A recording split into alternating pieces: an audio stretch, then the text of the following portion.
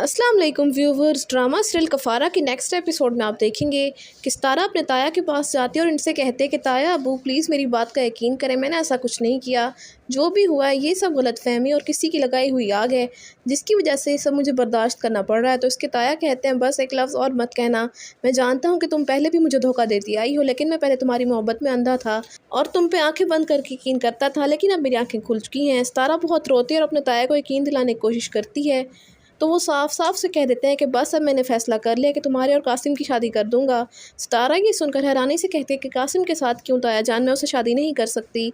तो उसके ताया कहते हैं कि मैंने तुमसे पूछा नहीं है, सिर्फ बताया है कि मैं तुम्हारी शादी कासिम के साथ करवा रहा हूँ, और जो सब कुछ तुम कर चुकी हो इसके बाद तुम्हें कोई हक़ नहीं है कि तुम इनकार कर सको। अब जाओ यहाँ से, मुझे तुमसे कोई बात नहीं करनी। सितारा वहाँ से रोते हुए निकल जाती है क्योंकि अब वो बिल्कुल बेबस हो चुकी है। वो सबको बताना चाहती है कि वो बेकसूर है, लेकिन उस पर इल्ज़ाम लगाया गया है, लेकिन अब उसकी वो बात का यकीन नहीं करेगा। एक ताया जानी थे जो उस पर भरोसा करते थे, लेकिन इस मुश्किल वक्त में उन्होंने भी उसका साथ छोड़ दिया है। दूसरी तरफ सालार घर जाता है तो वो बहुत परेशान होता है कि ये सब क्या हुआ और कैसे हुआ है, सितारा क्यों उसके कमरे में आई थी जबकि उसने तो सितारा को बुलाया ही नहीं था, और सितारा सबके सामने क्यों कह रही थी कि मैंने उसे बुलाया है वहाँ पर। सालार इस वजह से बहुत परेशान होता है कि अब वो क्या करे, क्योंकि सितारा का ख्याल वो अपने दिल से निकाल नहीं पा रहा।